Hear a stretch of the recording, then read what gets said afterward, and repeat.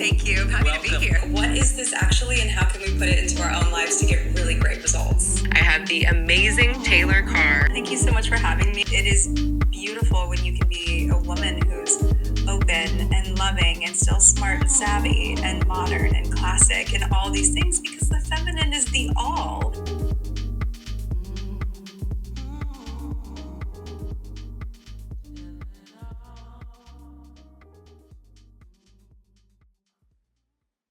Hello, lovelies. Welcome back to the Modern Muse Diaries podcast. I'm your host, Taylor Carr. I am a acclaimed dating, love, and relationship expert with a specialization in feminine energy, the empowering kind. And today I wanted to come on this podcast with you just after getting off of a couple back-to-back client calls with some really powerful, empowered, beautiful, amazing, brilliant women, and talk to you about the epidemic that I see going on in the world right now. So as I record this, it is November 2025, and Thanksgiving is just around the corner.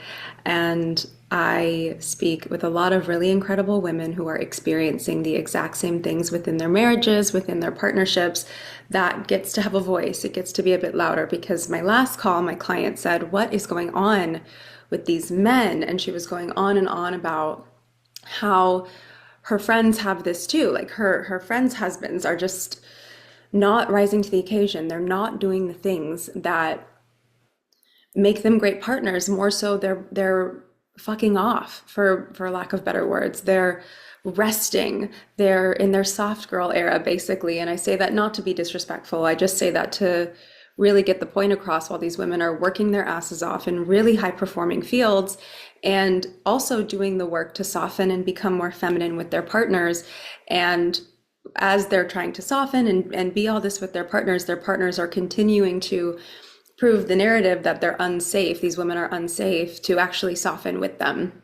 And so this epidemic going on is basically what's going on with the men, and why are they struggling so much in our society right now? Why are they struggling in partnership right now? And basically, one of the things I told her was, there's such a thing as an extinction burst. And extinction bursts are basically when a living organism believes it's on the verge of death or extinction. It's going to fight for its life. And there's a very old version of masculinity, not divine masculinity, but just masculinity as a construct of what we believe it is in our society, mainly made up of, like, men don't cry, men don't feel emotions, men are meant to just financially provide. Like, men's worthiness just comes down to money, basically. And all of that narrative of what we've created structurally as a society is starting to die. And women are outperforming men in so many fields, in college and getting degrees, and that's not slowing down anytime soon. Women have even created their own economy on the internet and learned how to make 6-figure and 7-figure months effortlessly. Not effortlessly, but with more ease, right? Something that couldn't have been done in their 9-to-5 careers. And these feminine ecosystems are also very supportive of the female cycle and our bodies. And man, women are just so powerful, and men don't really know how to be in a world where women are so empowered, so powerful, and have rights and decisions of their own. That doesn't make men bad or wrong. It just means that they've never been handed this before, so they don't know how to be with this right now. And so there's some extinction bursts going on where older versions of masculinity are fighting for their life. There's also this just like epidemic of men who feel unworthy, of men who feel like they're never going to be good enough no matter how much they do, because women have been outperforming men in a way that men are just like, you want more and more and more and more. I can't keep up with this. I can't give you this. They'd rather shut down, walk away, or opt out of society, opt out of relationships, or just opt out of their marriage altogether. And one of the things that's really interesting that I haven't really talked much about on this podcast, or really front-facing, I do talk about it from time to time with clients, is one of the ways that I really got into this work. Well, my grandmother is a really big reason, as many of you know, if you've been listening to my podcast for a while, or you've been in my world for a while. My grandmother is like queen of queens. She has been just like the woman who knows how to make successful, good men fall in love and provide for her all of the most incredible things. My grandmother has had a beautiful, beautiful life, and she is still with us right now as I record this, which we're so grateful. Like, I couldn't have been more grateful at this time in my life to have her be one of my mentors. But also, I was handed a book by a woman that I knew in Los Angeles who was a sugar baby. And I never was a sugar baby, but I was handed a book called The Sugar Baby Bible. This was an online PDF book, basically. So I don't know if you can find it. I don't know where it is. I don't even remember who the author was. I read it quite a long time ago. And it was a page turner. I was so curious about, well, what are the reasons why these men are going out and basically seeking sugar babies? These men are married, right? Seeking sugar babies or escorts and are willing to pay them 10,000 a month, 10,000 a night, right? For their company, not just for sex. And I really wanted to understand that. And I think there's a direct correlation between why men hire escorts and sugar babies and why men are really struggling in relationships. And it's not what you think. Men are, by nature, significantly more emotional than women are. And they forget that anger is an emotion. They forget that defensiveness can be, from emotion or is an emotion, really. And so they assume that they're not emotional, but they feel very, very, very, very deeply. And they react really quickly, right? They react much faster in some ways than a lot of women in the world do. And the thing is men can very quickly and very easily move into a space of not feeling good enough. And once our men get into the space of, I'll never be good enough for you, because the feminine's natural innate desire is for more, more, more, more. The feminine always desires more, and the masculine hasn't totally been prepared for that, because they can kind of be okay with what it is, and then they are ambitious, and then they can be okay with it is. The feminine is like more, more, more, more, more, and they haven't really been programmed for that yet. And so when they don't understand that, and the feminine is going more, more, more, more, more, they can sink into, I'm never good enough for you, which then puts them in a space of, I'm not the man in this relationship. And men have to feel like men in the relationship. Now, before you get up in arms and before you're like, that's not my responsibility, that's not my job, men should make themselves feel like men, that's not my job. Women are on the internet all over the place going, well, the man should make me feel soft. Great. If we have that expectation, then men get to have a little bit of an expectation too of feeling like a man in the relationship. If we want results, this is just what it is, right? Women want to feel safe and soft with a man. Men want to feel like your man. They want to feel like you're inspired by them, and they want to feel inspired by you, right? And this is divine relationship. If you're with a man that you're not inspired by, if you're with a man that you don't trust, and if you're with a man that truly you feel like he is not enough and will never be enough for you, you should not be with that man, because you will destroy him in the process of you trying to make him something that he's not. There is a caveat here, because in long-term relationships, in marriage, we're always growing, we're always shifting, and we're always changing together. So if you're somebody with a growth mindset, do your best to end up with somebody with a growth mindset, honestly.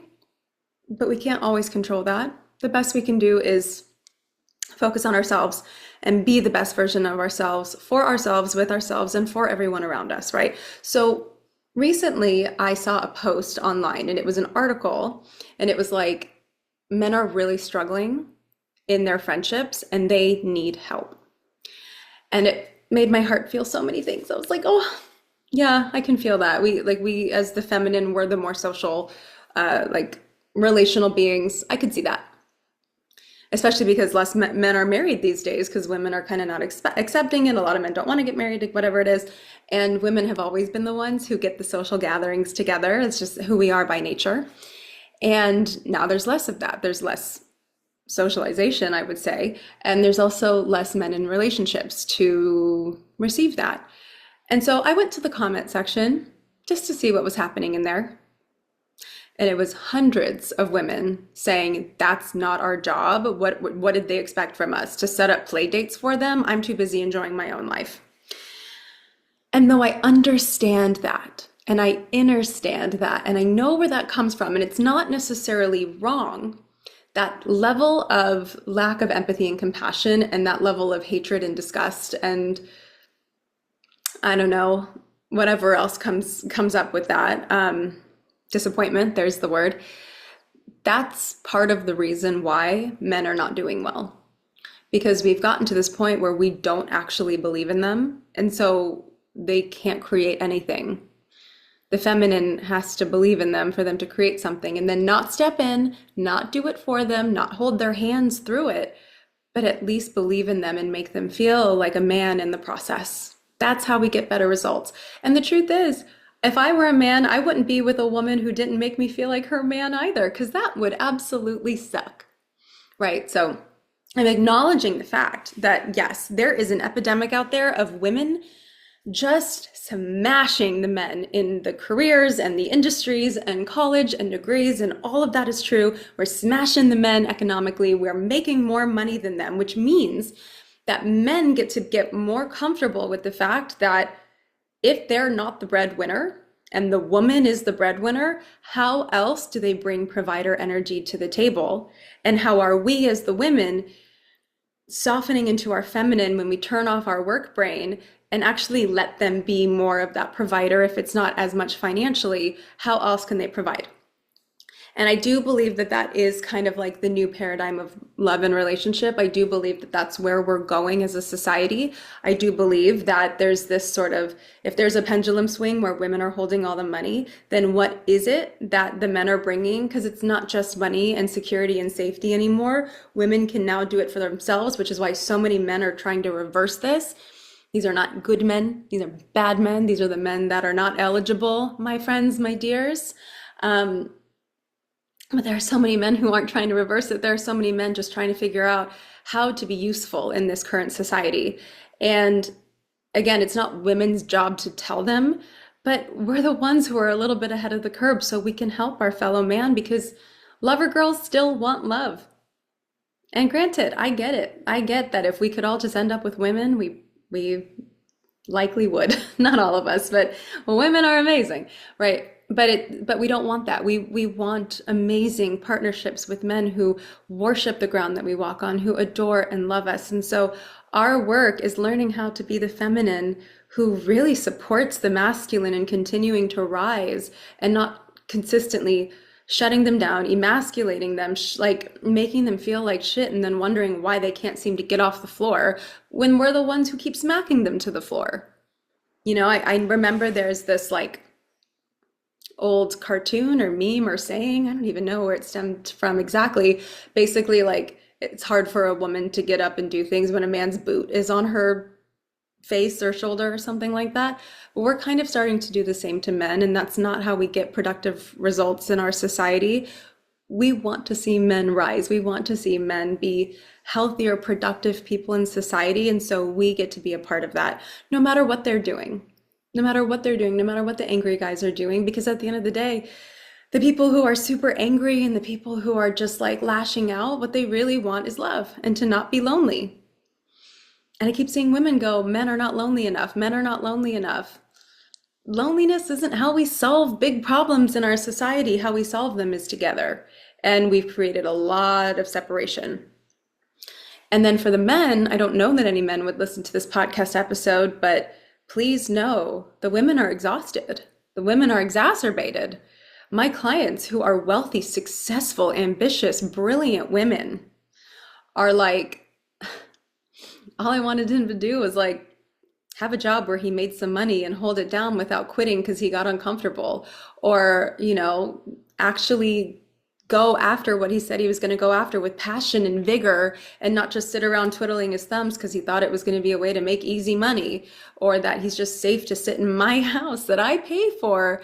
Well, he's trying to figure out what his next income project is going to be. Like, go get a part-time job while you're building your business. Go do what people have always done. If my business as a woman today just tanked, I would go get a part-time job while I continued to build it. I did. I became a property manager for 9 months while I let my business die and then rebuild it from scratch. For 9 months, I was a property manager, and it was painful enough to have me get off my ass and create something. And I think that because women have now tapped into this energy, they have less tolerance for the men who can't do the same. So what women are asking of men is to be as passionate about a great life as we are, to be as passionate about being some level of provider as we are, right? To be great partners, to study partnership, to learn about your emotions, to really go after something and go with the vigor and go with the passion and stop feeling so bad about yourself and the victim consciousness, but really like, no, I've got this no matter what. Something kicks you down, great, get back up again, because the women are doing it and we're asking for more. We're asking for you to rise with us. We're asking for you to come with us. We want you here. We want the men here. So thank you for tuning in. This is the Modern Muse Diaries. I'm Taylor Carr. That's my rant. That's my little vent of the day. But it's been that all day, just client after client after client with their partners who are just like, I'm doing the feminine energy thing, Taylor. Like, I'm trying to flirt, I'm trying to soften. And then he just disappoints me again and again and again. And we get to heal this. We really do. I believe in us and I believe in you. Thanks for being here.